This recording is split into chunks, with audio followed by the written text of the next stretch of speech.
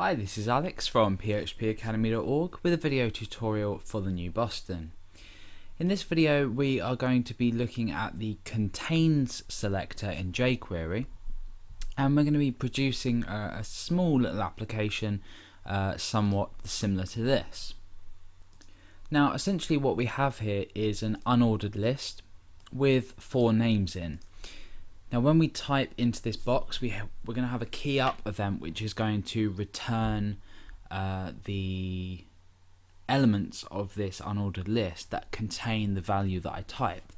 So for example, if I was to type G, you can see that all of these values are highlighted because they all contain G. If I was to type A, you can see that 2 of these contain a capital A. If I type a small a, all of them contain a small a, so it is case sensitive as well. If I was to type a capital B, the second only contains capital B, and I continue to type that as well. The same with something like D. If I was to type A-L-E, Dale Garrett here contains A-L-E. So essentially it's just using the contain selector in a more dynamic way than if we were to just highlight something statically.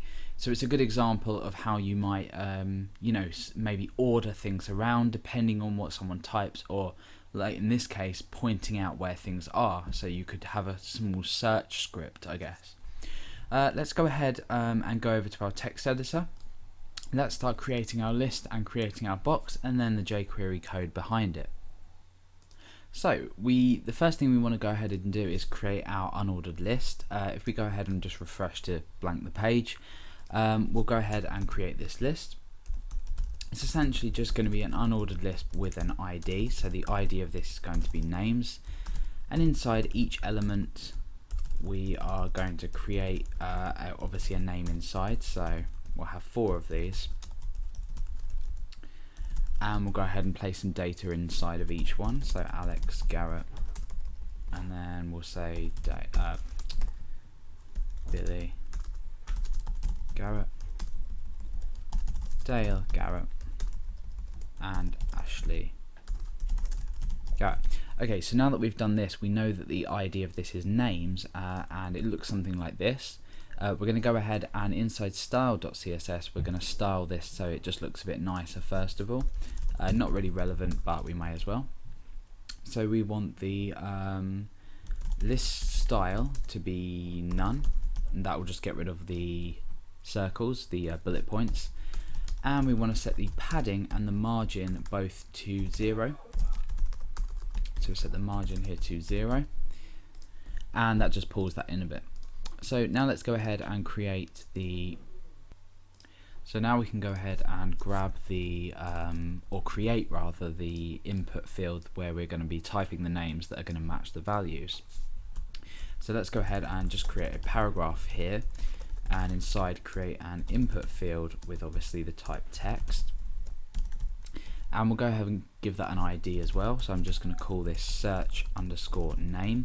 So we now have an input field just up here, and we can begin to type values into here, which will then use the contain selector to search the relevant li, or the list element.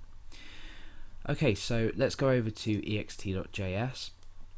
Now inside here we obviously want to wait for the document to be ready, so we use document.ready, and inside of here we create a function that we run once the DOM's been loaded.